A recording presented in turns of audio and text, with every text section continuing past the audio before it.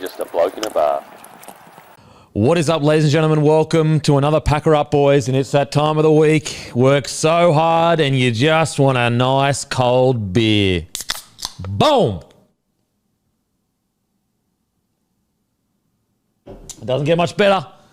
Obviously, grab a case of bloke beer when you're on your way home, the beer of rugby league. Get into your local liquor legends, IGA Plus Liquor, Celebrations, Bottle-O, Porter's Liquor, Thirsty Camel, you name it. If they don't have it, they're probably sold out. Just ask them to order more in. The beer of sport, the beer of Australian sport. Now, also, before we get into it, bloke footy shorts dropping on Monday at 6 p.m. Shipping worldwide, $44.99. They ship worldwide, 3 colours. The feedback on these have been incredible, guys. There is a limited amount. There is not a lot of them. So if you want them, set your alarm 6 p.m. I can't stress enough, there isn't a lot of them. So please don't be upset if you get there at 6:30 and they're gone. Just set your alarm just to make sure you be there. There's enough that you should be good if you're there at 6. Maybe even 6:30, but it is a limited amount. And thanks to Aussie Footy Shorts for partnering with us to get these done. These are high-quality footy shorts, guys. They've got pockets in them. They're not made of that really rough stuff you see in some of the older footy shorts. They're nice and soft, really, really nice. Whether you're going for a run in them, you're at work in them, or sitting at home, they are so comfy. So that is Monday, 6 p.m. I got the great Matty the Waterboy here. How you going, brother? How are you? I actually got asked on the weekend about Packer Up Boys. He was like, someone asked me, do you ever get sick of having a beer on the Friday? I was like, you serious? What? Are you kidding? That is bizarre. Who are you hanging out with? Fucking sickos. No, I wasn't. It was someone. It was a random. It was a rando? Yeah. Sick of having beers. I mean, we don't scull a 6-pack. We have a single beer, you bloody Neanderthals. And it's Friday. It is Friday. It's the best time to have a beer. As always, guys, put your troubles aside, baby. Put your troubles aside. Are they immediately worrying you? Are you being chased by a tiger right now like your ancestors? No. You're driving home, okay? Whatever worry you have, it can wait until Monday. Enjoy your weekend. You take the beauty out of today by worrying about tomorrow. That's what you do. That's what you do. So just enjoy it. And you know what? You've earned it. Life's tough. It's shit. It's pointless, but we're here. So you may as well enjoy it. Something you said actually stuck with me from 6 months, a year ago. You were like, it was something along the lines of, if you worry about something in the future, you're worrying about it twice. Well, you're paying for it twice. That's it. Yeah, That's actually stuck with me. Oh, okay. Yeah. Okay. Well, I probably read it somewhere else, so I can't claim that it was mine, but I will. Best fucking quote I heard this week. Fear is like fire. It can burn your house down or it can make your food. Ooh. Oh, like that. That was Mike Tyson. Now, I don't know whether he come up with it, but it is so true. Fear is like fire. Yeah. You can either tame it and accept that it is a dangerous thing and can ruin your day or your performance, or you can use it to be the best version of yourself. But we're podcasters. We aren't fucking professional athletes anymore, so why are we saying that? Well, I was never a professional athlete. That's true.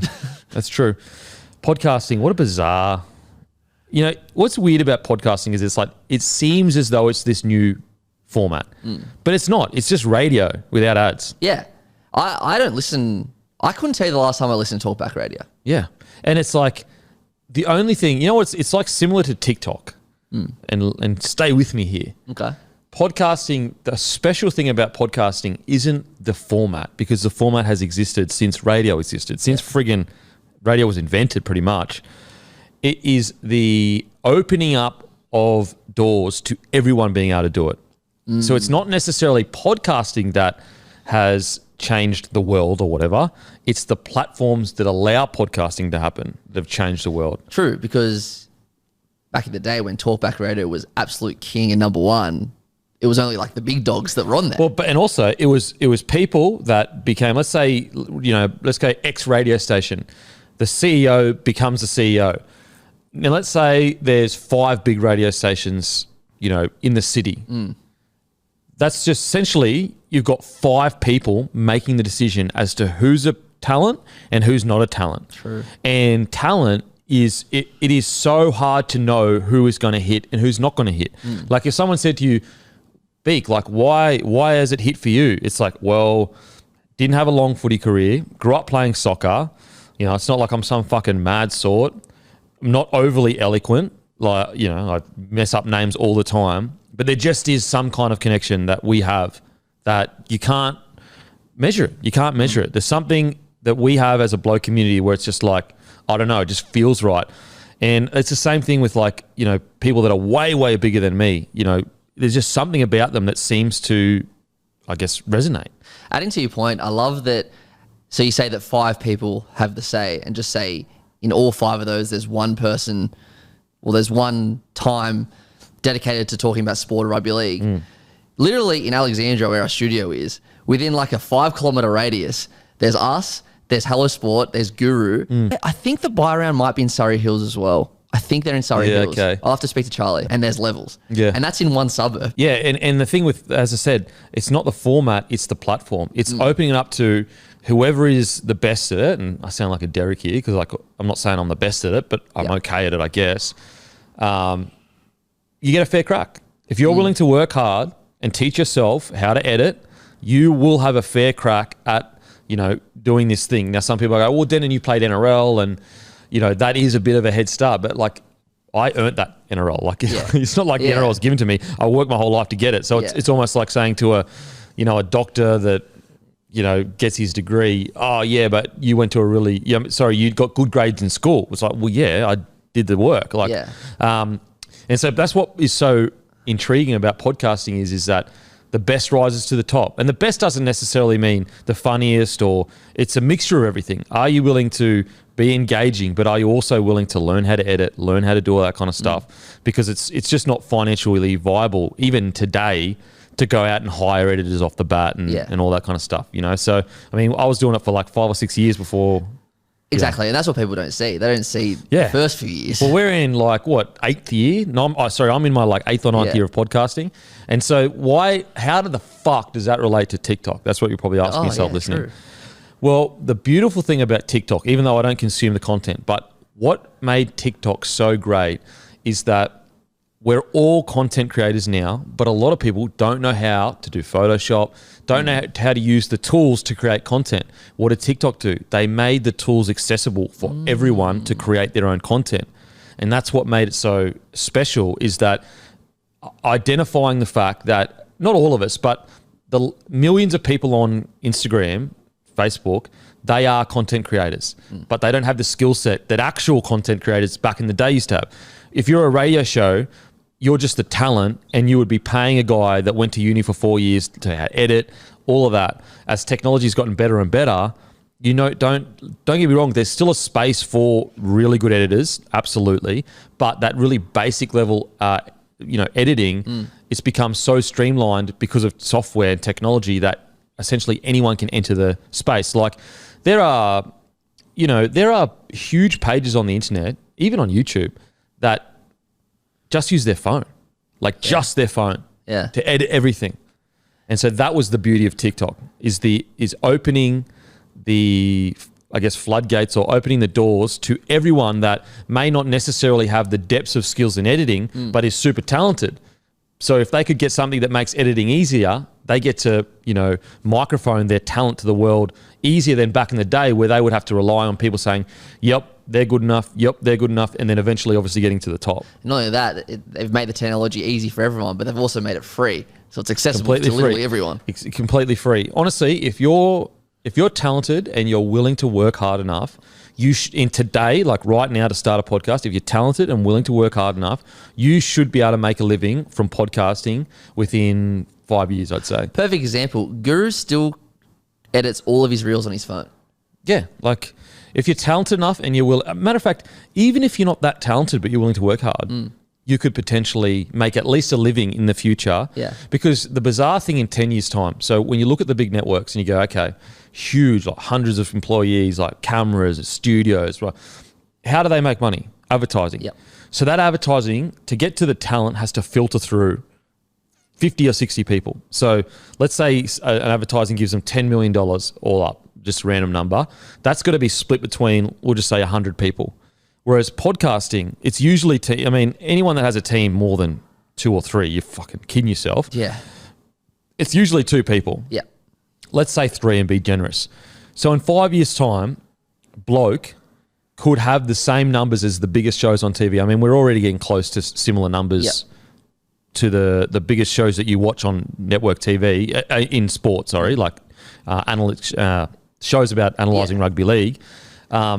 In 5 years' time, we'll have same numbers, but 50 less, like 3 people. Yeah, it's so crazy. that money that comes to 100 people or 50 people is literally just going to 3 people. And so that is going to be, I guess, the tough thing for networks to kind of, and people that think, oh, networks are dying. Like, networks aren't dying. No. There is way too much money and, I guess, integration with the people in power for that to happen. But what it will do is make, places like Bloke really easy to be flexible, not be as beholden to certain things as, other people. And so that's what's going to be interesting. Because like right now, if you did, I think a study, in the next 10 years or whatever in America, I think that at the moment it's about $7 billion in ad spend in podcasting, if you could Google it while I talk. Yep. I think they reckon by like 2027, it's going to be like $100 billion. Because right now, all the advertising money, not all, but most of the advertising money is still in network TV, because it's not as simple as, okay, huge company wants eyes, they go to that program and go, we want to pay you to get in front of your audience. What it actually happens is the big companies, they use advertising agencies to speak to networks, and then the networks. And so all these people already know each other. Like it's all, it's all deals being done between companies that have been, dealing with each other forever, which is natural. It's just a natural way of things. Eventually, as a lot of big companies realize the engagement in podcast is substantially more than a lot of network stuff, you'll see a swing into podcasting. But what will happen before then is networks will just go out and start buying podcasts, and that's what will happen. Yeah, so for the next 5 years, it's supposed to go an annual growth rate of just under 10%, which if you accumulate that becomes a huge number. Well, it's exponential. Yeah. Because 10% on 10% is actually 20% or whatever. Maybe it's more. My math's probably terrible. But you know what I mean? It's exponential. If you're, let's say okay, so you go from 1 million to 2 million, 10% of 2 million is what, double what 10% of 1 million is. Yeah. And then, you keep going further and further. Yeah. Now, listen, I'm not a maths teacher, so maths people, reach out. But what will happen is that the networks will just go and buy podcasts. That's just because what they'll look at is they'll go, okay, the ad spend is increasing 10% year on year. Let's just put a random number. So in 5 years' time, let's say podcasts have 50% of the ad spend in all ad spend in TV. They'll go, that 50% of ad spend we are going to lose. Let's say we're going to lose $1 billion over 5 years, because that $1 billion from companies is going to go to podcasts. Instead of us losing $1 billion, why don't we go out now and spend $500 million on buying the podcasts? We lose that in the short term, but we continue to have essentially a monopoly, but also not a monopoly because there are quite a few other networks, but we spend a bit initially, but we actually make $500 million. So we spent $500 million on the podcasts, but we already had predicted we were going to lose $1 billion. Yeah. So we only, lost $500 million, but now you own that podcast. So the next 20 years that you own it, obviously you make money. And that's how companies see it. It's actually not, it's not actually about how much money, I mean, it is to a degree how much money a company earns. It's more about how much market share am I going to lose to that other company. You look at the beer industry, a lot of these, up and coming beers, they're not making that much money because they have to compete with huge corporations that have massive logistic chains that drive the costs down because they create beer at scale. But what they have to ask themselves, if we allow this to keep growing, how much market share are we losing year on year out? Like there's been, examples, and not in Australia, but just around the world, but maybe sometimes in Australia, where they've actually, huge companies have purchased small companies and just shut them down. And people go, why the hell would you do that? You've got this up-and-coming company that's killing it and you shut it down. It's because all they're doing is going, well, we don't want that competition. Yeah. Like we're looking at how much money that's going to make and blah, blah, blah, and going, okay, is it actually cheaper for us to just go buy and shut down? So it's like the ad spend thing. So instead of us losing $100 million, we pay them $50 million, shut them down. So, we don't lose $100 million, we lose $50 million. You know what I'm saying? Yeah, 100%. And so that's sometimes how people look at it. And that's what's going to be interesting over the next few years. I think you'll just find that the huge media conglomerates will just start throwing I mean, maybe I'm wrong. It'll be a mixture of two things. It will be they'll try and create their own, and they'll also go out. I mean, you can already look at America. Like Barstool was purchased. I think Ringers was purchased. Spotify obviously purchased Joe Rogan Experience for like a contract of like $100 million a year. So it'll happen. It's just a matter of, when Australia kind of catches up.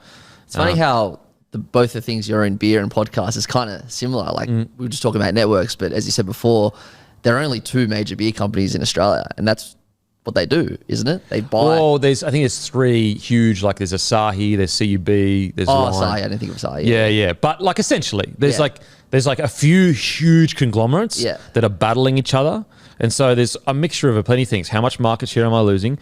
What happens if my competitor buys it? Like, let's say we'll just say randomly, your ex company, and you've got all these hectic craft beers. So you dominate the craft industry, which isn't that big, but let's just use it as an example. But you don't have a mainstream competitor to Great Northern. So what you could do is, we can create one, super hard to do, or we can go out and buy a competitor to 4X, pump money into it, and take market share from our competitor 4X or Great Northern or whoever it is, VB, whoever it is.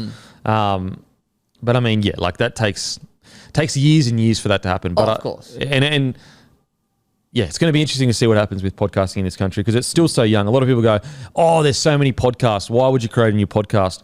It's like saying, oh, don't create a new TV show because TV's been around forever. That's insane talk. And also, I'm sure there's more like podcasts that people just gave up on than actual podcasts. Yeah, for sure. But like, it's like, oh, let's not make House of the Dragon because there's too many TV shows. Nah, it's outrageous. Like, there's going to be this. We are literally right at the start. So to think there are too many podcasts is outrageous. Yeah, outrageous. Now, it'll be like everything. Like TV shows, there are. For every 100 TV shows that fail, there's only one that makes a bunch of money. And it's like podcasting. There'll be a lot of podcasts that are just done for fun. They're not even, they're just done because people just want to talk. And there's plenty of people out there that do that. They just do it as a bit of fun.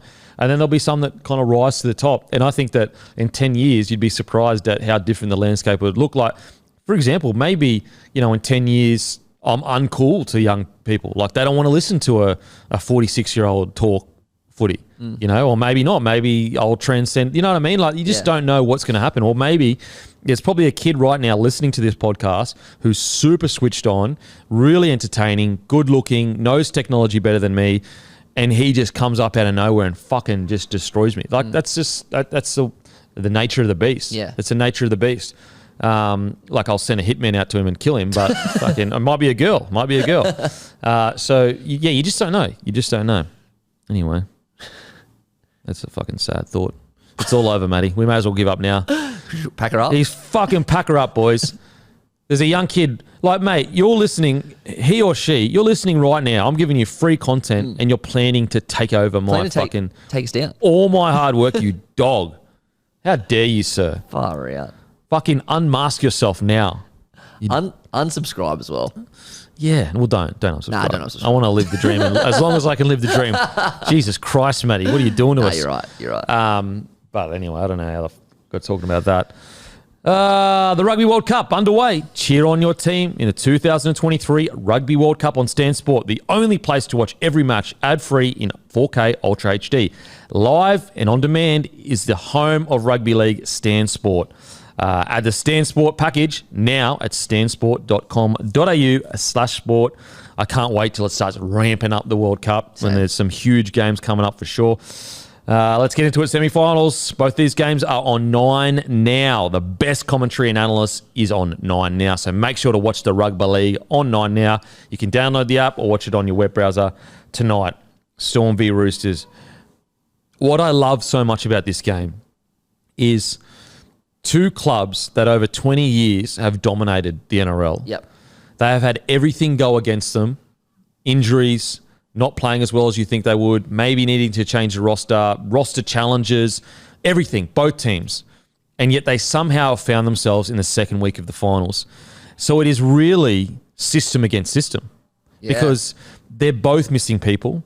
They're both going through different struggles, but you could look at both teams and say, this is why you should lose. And this is why you're not playing as good as you usually do in a Roosters jersey or a Storm jersey. Both of them are not at the level that they have put themselves on for the last 20 years.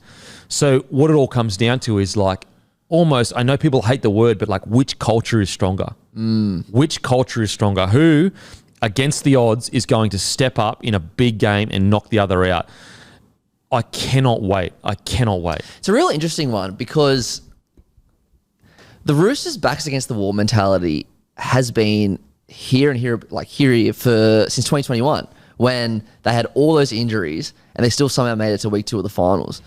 So I reckon if it's a backs against the wall type situation, now with Hughes out, it kind of evens up a little bit. I reckon it's super even. Yeah, I reckon the Roosters are a really good chance tonight. Well, this is what's so, I guess, interesting about this clash.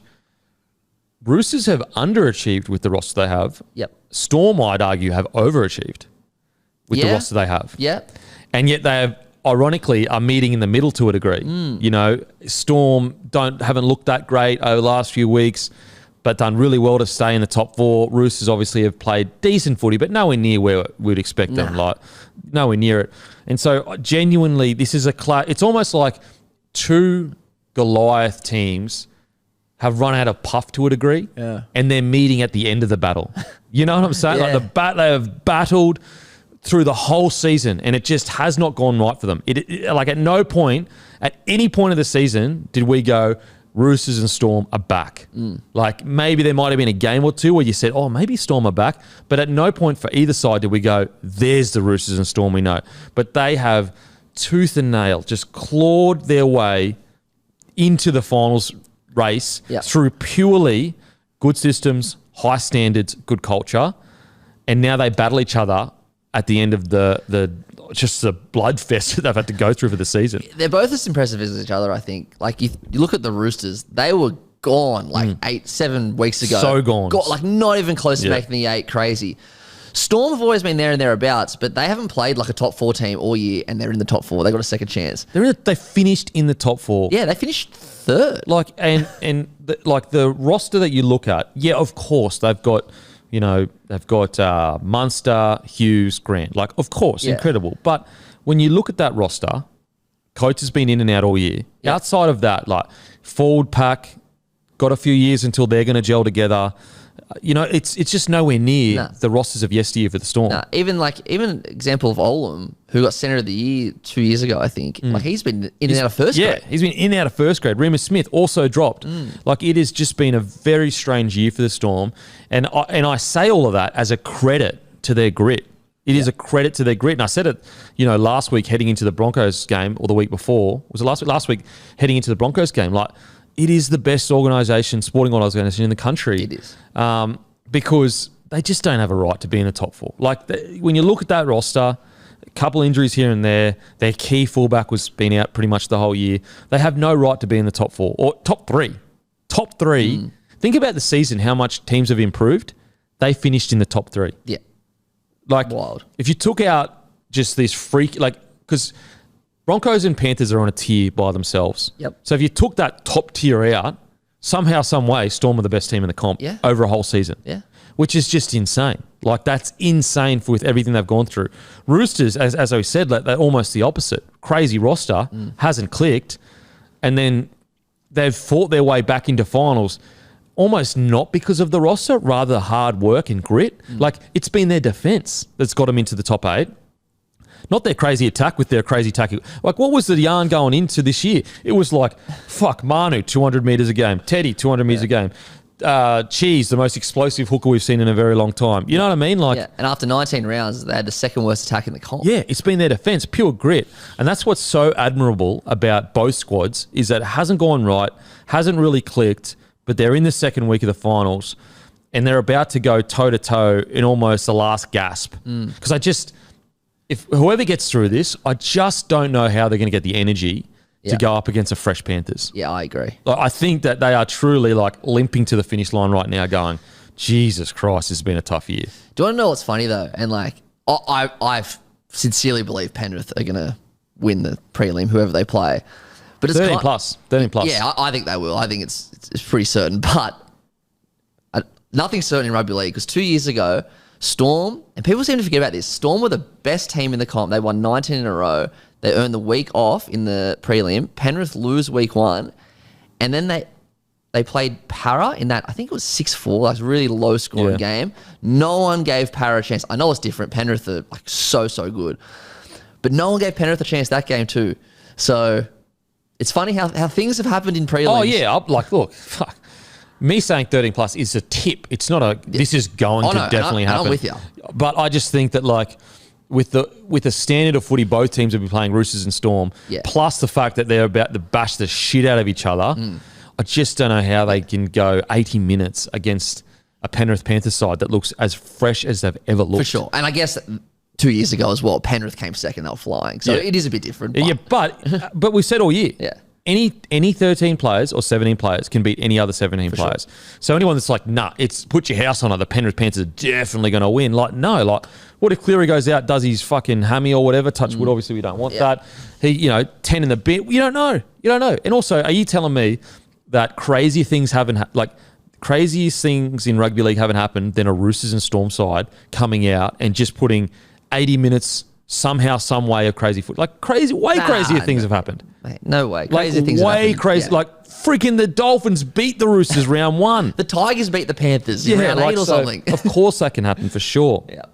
But, if you're just going off like what is most likely to happen, it's Panthers winning and winning well. For sure. I just love that we're all waiting for a Panthers. Okay, like us neutral fans are waiting for Broncos Panthers grand final. Obviously, Broncos fans and Penrith fans are probably a bit more reserved than that. Yeah, I'm way more reserved. Yeah, like this idea that Broncos are just going to fucking belt whoever they play.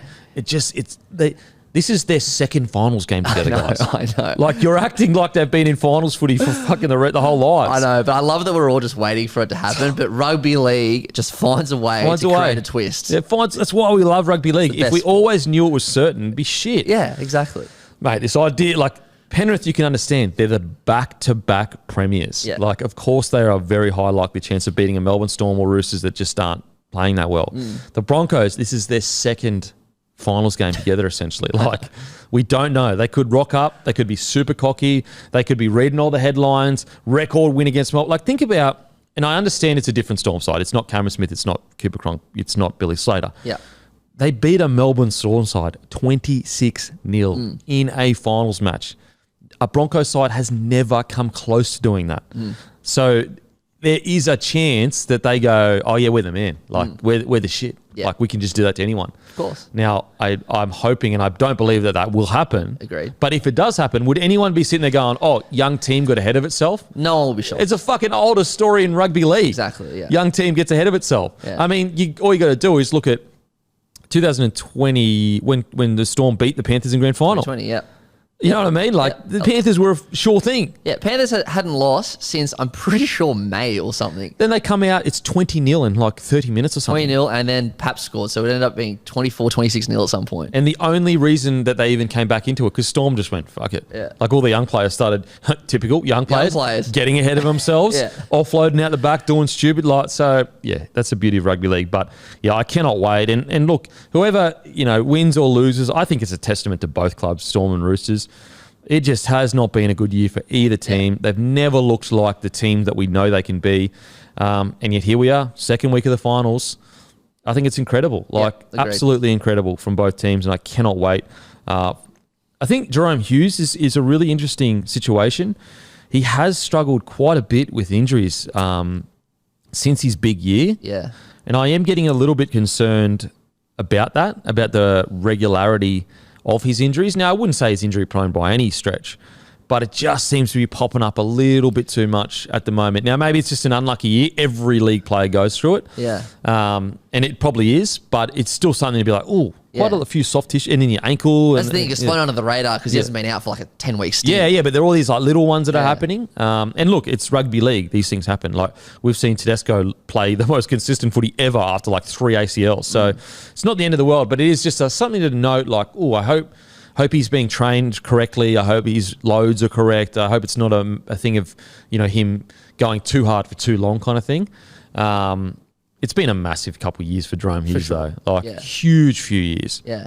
I think you said it yesterday. It definitely must have happened at training because they would have carried Surely Carrot Peasant. Yeah. I do think, and Matty did bring this up on the podcast this morning, Morning Glory with Matty I Johns. love that you call it podcast.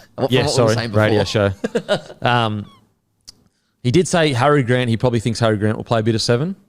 Okay. Because Wishart's position is 9. Yeah. And so I could see that, Harry Grant playing a bit of a 7, maybe in attacking when they get into their good zone. Harry Grant steps out and plays there because Wishart's definitely more of a 9 than a 7, surely. Definitely. But yeah, I cannot wait for tonight. Who are you tipping? Mate, you know what? As the week's gone on, I'm leaning more towards the Roosters. And I think I'm going to tip him. I tipped Storm obviously earlier this week, but with Hughes out, I think the Roosters might ambush them. Just nice little segue for Sportsbet. Hammy messaged me this morning. Since Hughes got ruled out, the markets have moved massively. And I actually got on the Roosters at 378, which was good because they're into 290 now.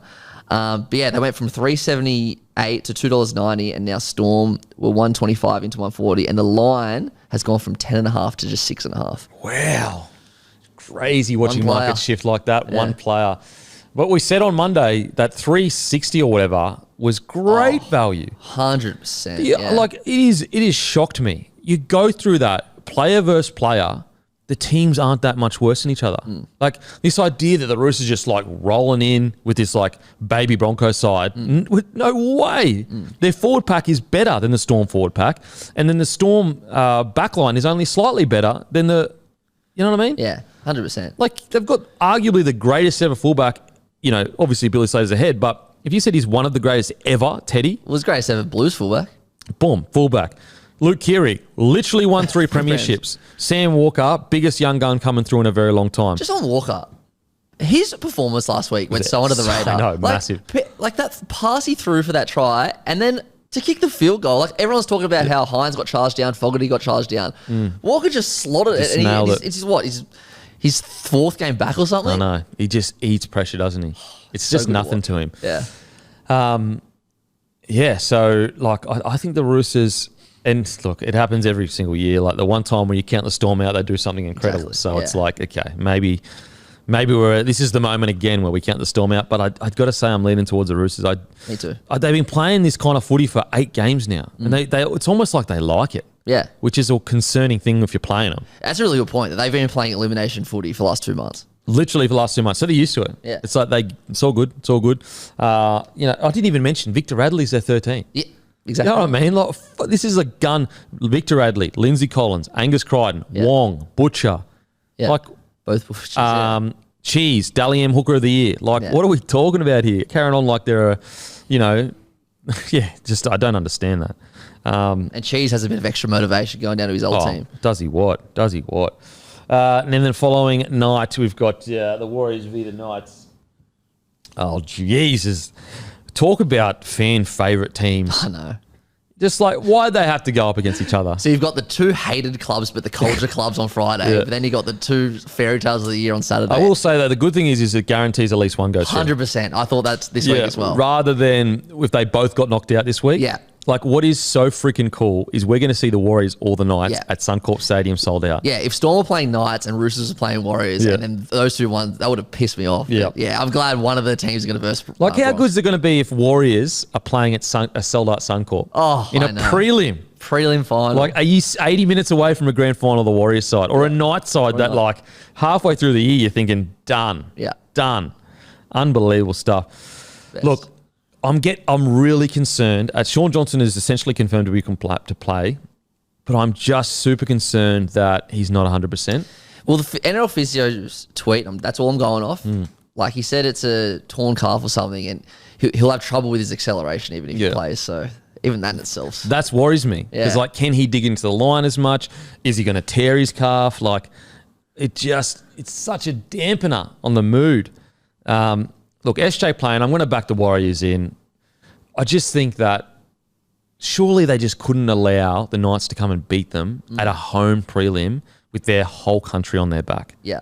And it's going to be the complete opposite of last week for Newcastle. Yeah. Well, but the thing is like, ironically, sometimes that pressure of like huge sold out home ground, everyone's on your back, hurts you a little bit. I felt the Knights came out tentative. Yeah. And I felt last week they came out almost the pressure was like daunting them a little bit, whereas I felt like the Raiders loved it. For sure.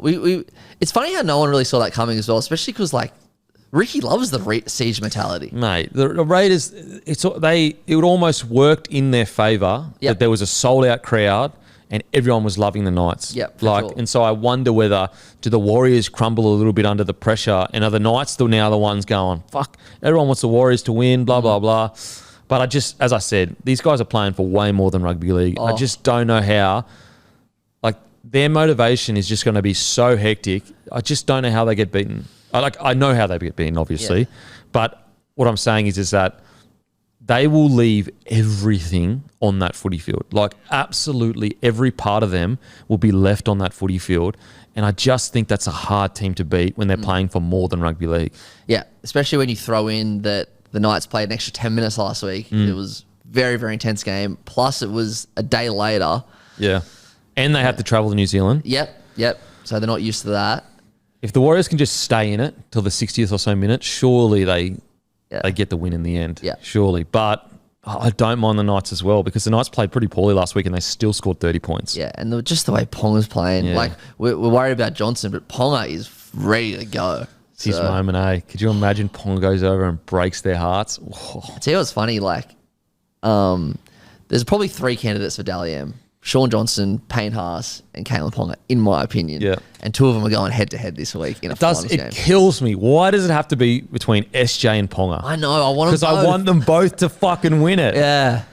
You know what I mean? Like, SJ, like, it will be one of the greatest stories in rugby league. Yeah. If you said to someone 2 years ago, SJ's going to win a Dally M medal, the first he's ever won, you would have said, mate, you are off your fucking head.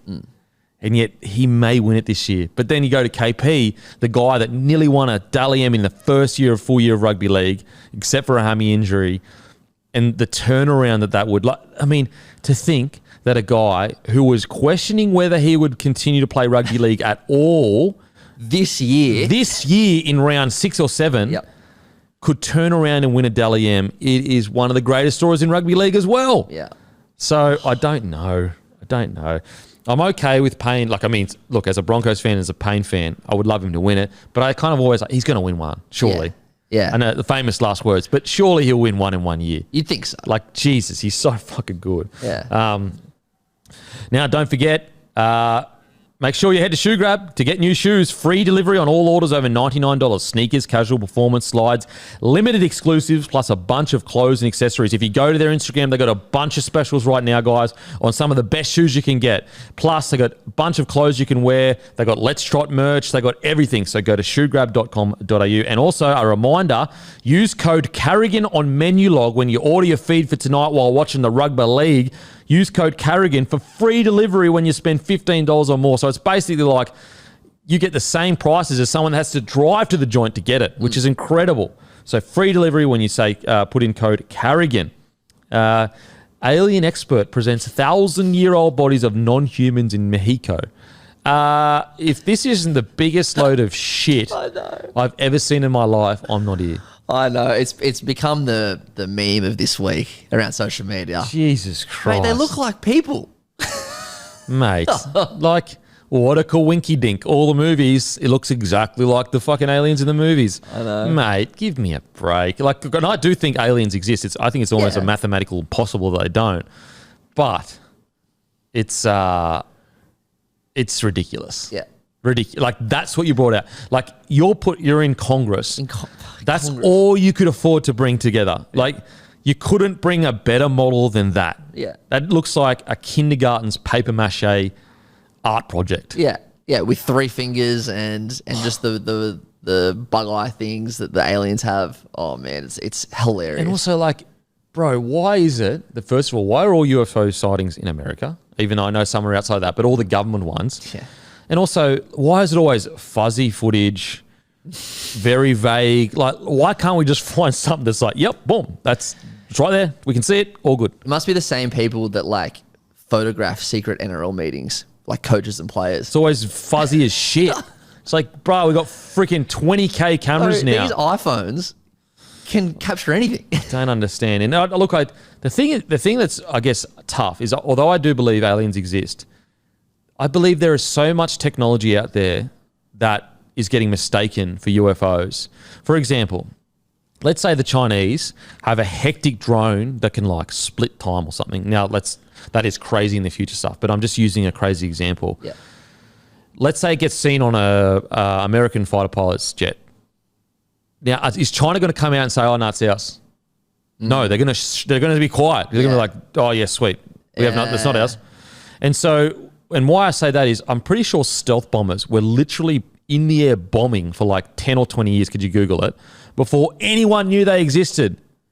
So that's what is like the hard thing with like sightings of UFOs is there is so much technology that we don't know about that the governments use and have created because of their huge spend on our military that it is hard to differentiate. Is that a UFO? Is that alien, technology?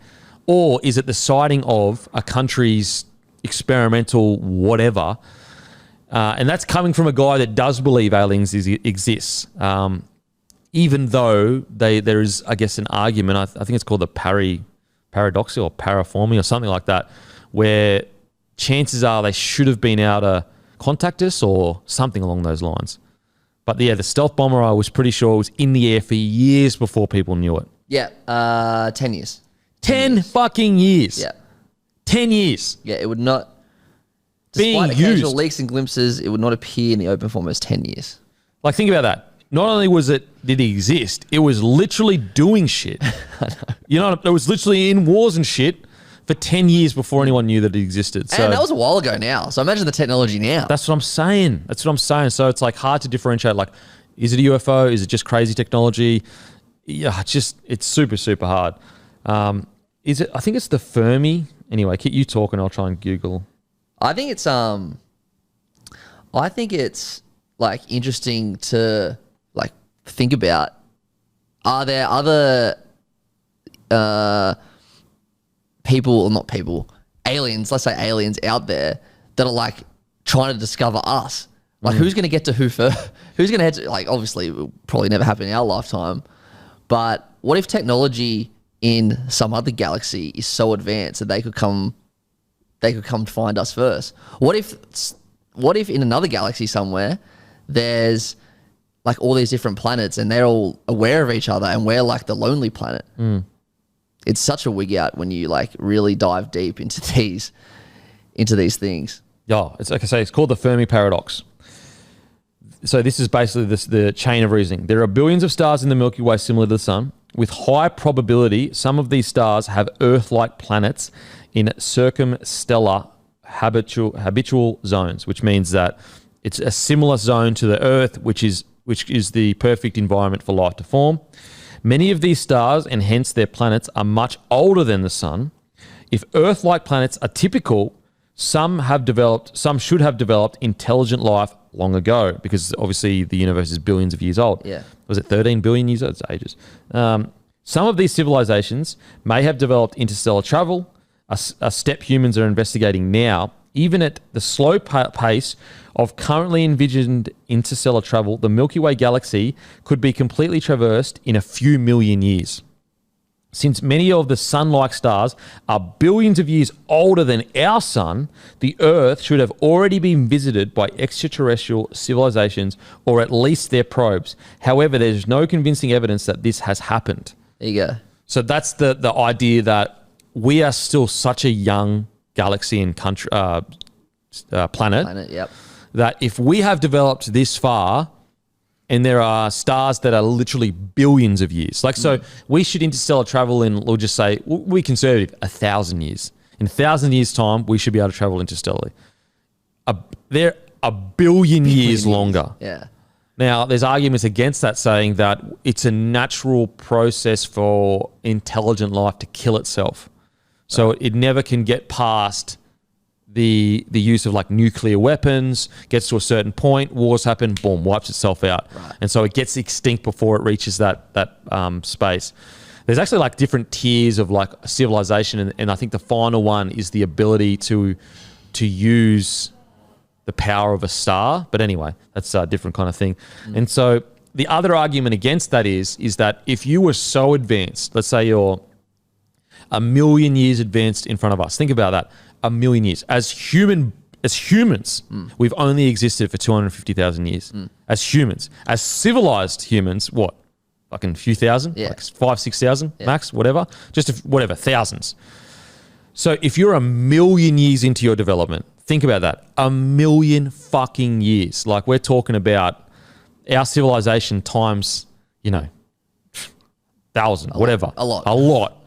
So think about how exponentially, like put it this way.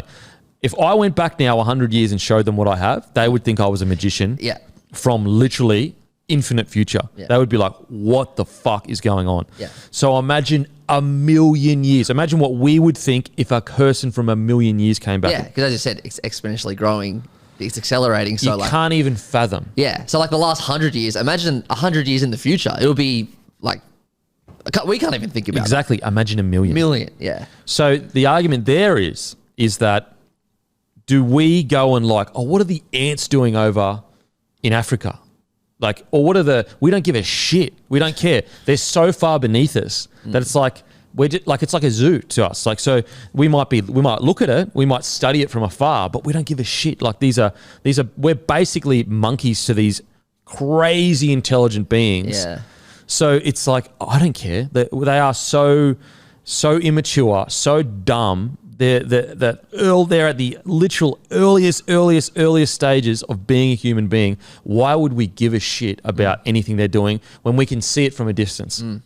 And so that's a theory that is touted, is that they're so far advanced that we don't matter to them, and they're also already monitoring us. Doesn't bother them, because we're so inferior, and they're monitoring probably 1,000 other planets across different galaxies are already being monitored by them. So it's like, oh, there's Earth, they're baby humans. Here's this other planet, like they're, toddler human. You know what I mean? So there's that argument as well. But listen, if you thought you were going to fucking listen to this podcast and you thought you were going to find the answer to why aliens haven't visited us, well, you're not going to find that here. Not today. Not today. Maybe next week. Maybe.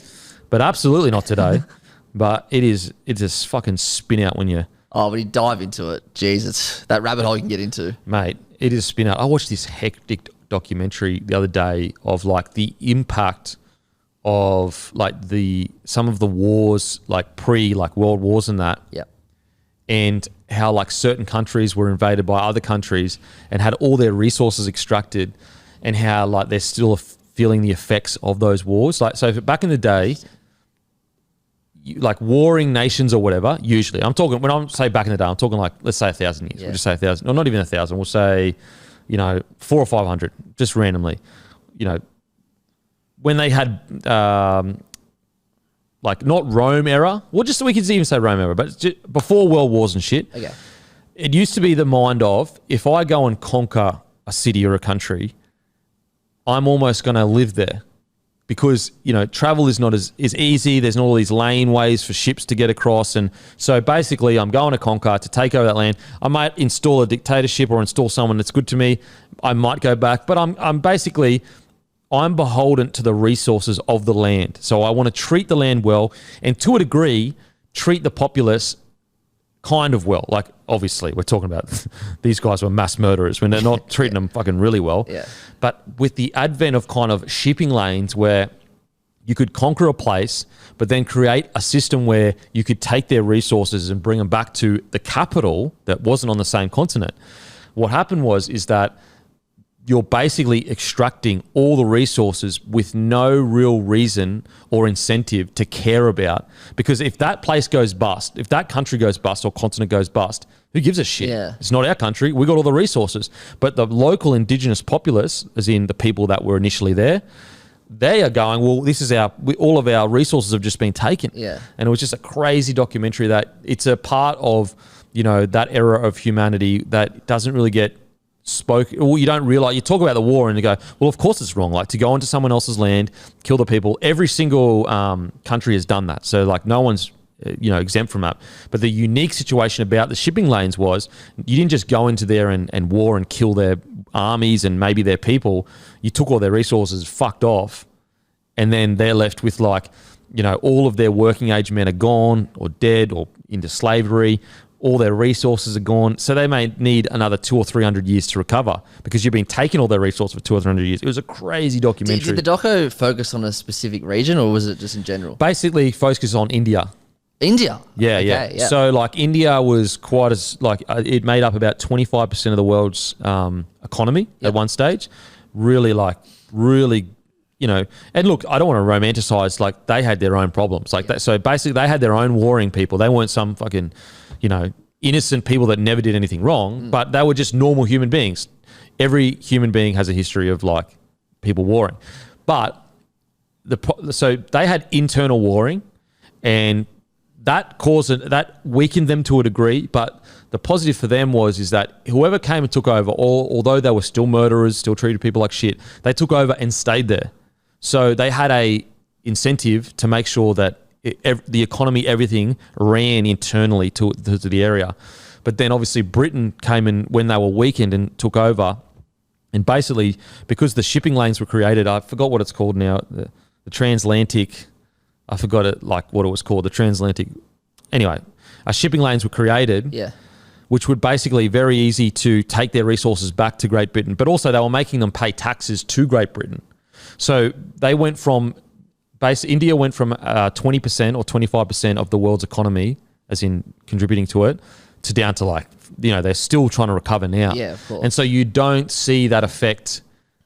You don't realize that that's what the effect is. You think, oh, it's terrible that the British did what they did.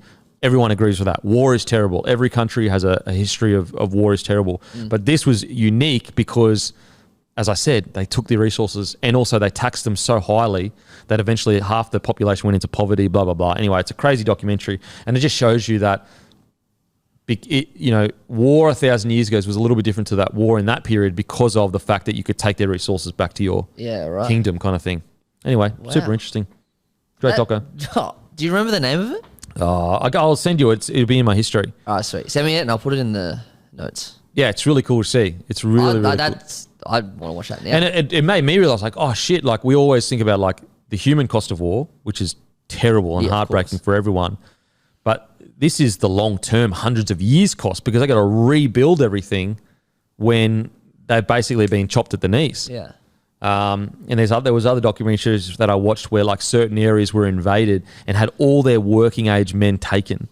So imagine right now if someone came in, invaded like, you know, Brisbane or Sydney or just say Australia, and they took every man from 16 to 50 years old to their country and just took them away from here, what would happen?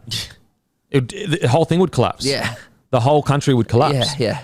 And also the next generation, it would take another 50, you know what I'm saying? And then so the kids that were left behind, first of all, so much trauma, they're in poverty, then they have kids, they're in poverty, and it's like this vicious cycle that takes quite a while to, you know, trying to recover from.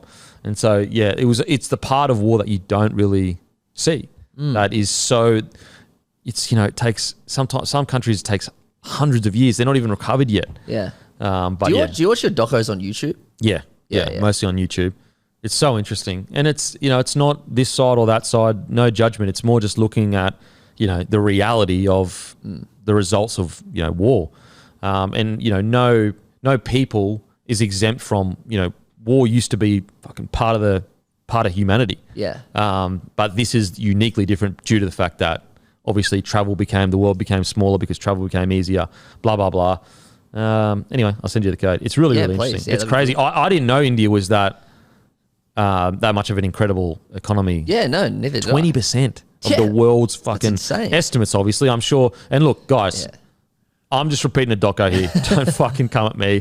Watch the fucking doco. If you want to leave a comment disputing the facts, leave it in the fucking doco's comment section. YouTube. Don't leave it in mine because I'm just repeating an interesting doco that I enjoyed. I don't know what the answers are, guys. I'm just passing on the doco to you. So don't fucking come to me with all this wild shit.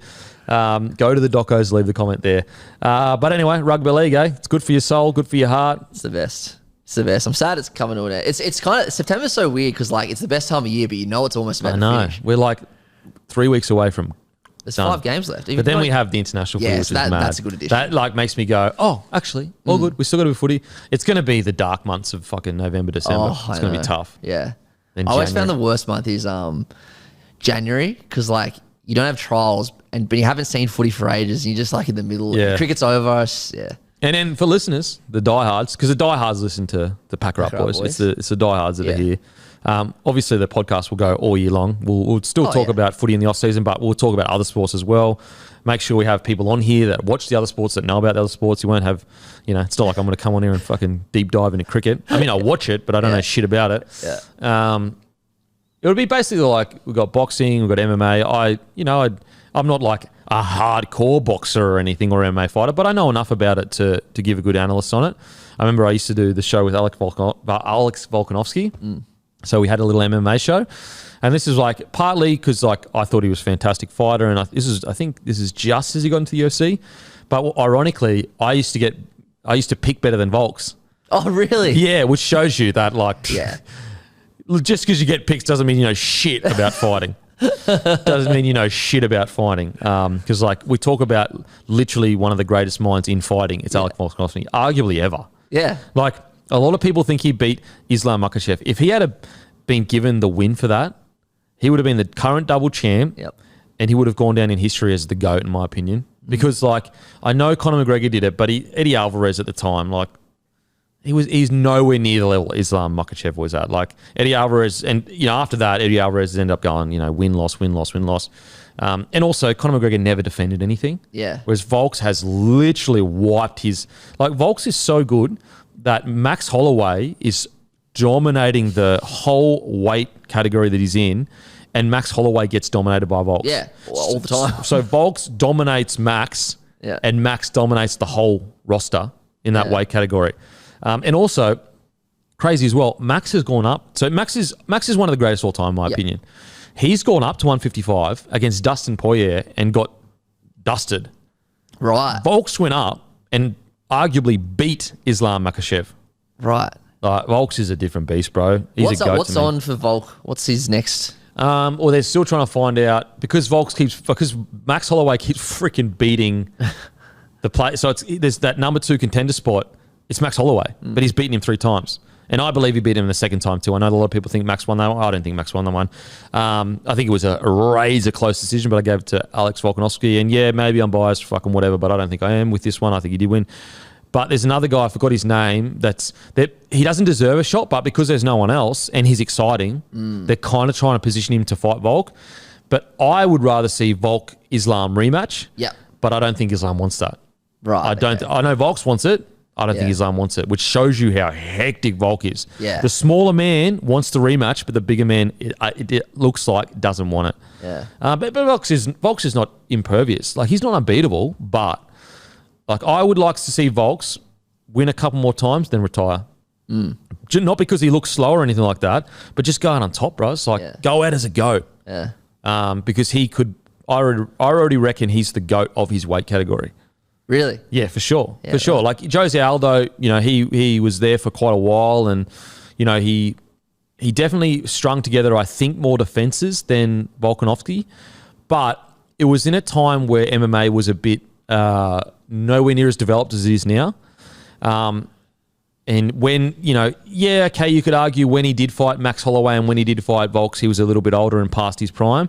But it was in a different time where they didn't have really ASADA testing or anything like that. Look, if you want to have Aldo, you could have Aldo, but I think Volk's the GOAT in his weight category, 145. Isn't it funny, like, everyone, Volk, there's not a bad word said about him, but, like, he should be, like, right up there with Aussie athletes. Yeah. Of all time. And what's crazy is initially, like, he just didn't seem to get that pop off with the crowd. Yeah. It took him showing his toughness against Ortega for people to really start to go, you know what, bro? Like, you are the fucking man. Like, he is the man. And that's what's so unique about, not unique, but what's so cool about Volk's rise is it wasn't actually him talking on the mic that made him so beloved. It was his fighting in the cage that made him so beloved. That's what got everyone, like, Volks was doubted for a very long time because the problem was Max Holloway was the pin-up boy of the whole of UFC, essentially. Like, Max Holloway was the most loved UFC fighter by the hardcore fans. Yep. So you obviously got Conor McGregor that rose to the stardom, really, really loved, then obviously fell off massively. John Jones had such a dramas off the, outside the octagon, it was very hard for him to get that. Whereas Max Holloway was beloved by the hardcores because he would fight anyone, anytime, and some of the stuff he did in the octagon was incredible. And the problem for Volks is he was the guy taking Max Holloway out. Okay, yeah. So it's like Nico Hines, last year, everyone loved Nico Hines. Yeah. And then this young gun comes in and fucking schools him. Yeah. Everyone's going to hate the young gun because everyone loves Nico Hines. Yeah. You know what I'm saying? And so and Max Holloway, you could even go even further. It's like, I don't know, who was like at the top of their game, the most loved player in the competition. Anyway, because I obviously it's veering left a bit. I got a perfect cricket example. When Adam Gilchrist retired and Brad Haddon, who was a gun, came in, everyone loved Adam Gilchrist. Everyone was just like meh to Brad Haddon. Yeah. It's a good example. So that's what happened with Max and Volks. And Volks obviously beat him. And in the way he won, especially the second fight because it was so razor close, they just didn't want to give it to him. Like, they're just like, no, you didn't win, blah, blah. And it was a razor close decision. Look, if it had gone either way, I'll just understand that. People don't realise, though, Volks was crook as fuck going into that fight. Like, really? super crook. Yeah. Probably shouldn't have fought, but he did anyway. And so, he basically, dismantled their most beloved fighter on the roster. And it wasn't, I don't believe people fully started to appreciate Volks until Ortega, who is arguably, especially in this position, but one of the best jiu-jitsu practitioners in the whole UFC, got him in a thing, I think it's called like T-City or whatever. It's his signature move. Look, I understand it's probably called something different, but he's known as T-City. Yep. Basically, you're basically choking someone whilst being mounted, full mount, so both legs on top of them. You're choking someone. Again, guys, I know that's terrible terms to jiu-jitsu listeners. I know it's not a guillotine, but it's called, anyway, T-City. His signature move. Volks literally was going purple, refused to tap, and would have passed out, but Ortega's arms basically fatigued, and he somehow, some way got out of the T-City, gets up immediately. So he was this close to losing his belt against a fight that he was winning, substantially winning. Nearly gets choked out so far that he's going purple, stands up, bashes the fuck out of Ortega for the rest of the round. Then nearly gets caught again in another fucking submission, withstands it, goes again and bashes Ortega. By the end of the fight, Ortega's face was fucked. And that's where people go, bro, this guy is you had some of the most hardened fighters in the history of the UFC reacting to that fight, going, how did Volks get out of that? They've never seen it before. It's similar to when John Jones I think I got an arm bar on him. He let his arm get broken and finished the fight and won it. Oh my God. That is a level, both of those examples are a level of toughness that 99.99% of people just don't ever reach. They don't get it. That is crazy. I think John Jones is more psychotic because he's actually a narcissist psycho. Yeah. Whereas Alex Volkanovski is just pure grit and refusal to, not saying John Jones isn't tough. Yeah. But it's more comes from a place of being a psycho. Yeah. He's so talented though, John Jones. But yeah, Volks, he's the man. Mate, for me, he goes down to one of the greatest Australian athletes all time. Oh, he's got to be. 100%. Yeah. This is a world sport, one of the toughest sports. No, it's the toughest sport in the world, and he's pound for pound number one at it. Yeah. It's insane. How many people do we have that's number one in the world, in world sports? We had Ash Barty, and that was celebrated, rightfully so. Also, think about this. Boxing and especially MMA in Australia is basically non-existent. Compared to everywhere else. I'm not saying it's non-existent. There's some plenty great local fights that happen. But when it comes to gyms and systems that you can push people through, look at rugby league. From under sixes through to NRL, you can be in a system the whole time. Pathways are just ridiculous. Everything supplied for you, the best coaching in the world, millions of dollars behind you, best facilities in the world. MMA in Australia is so far off the map in regards to resources put in it, in regards to backing by government.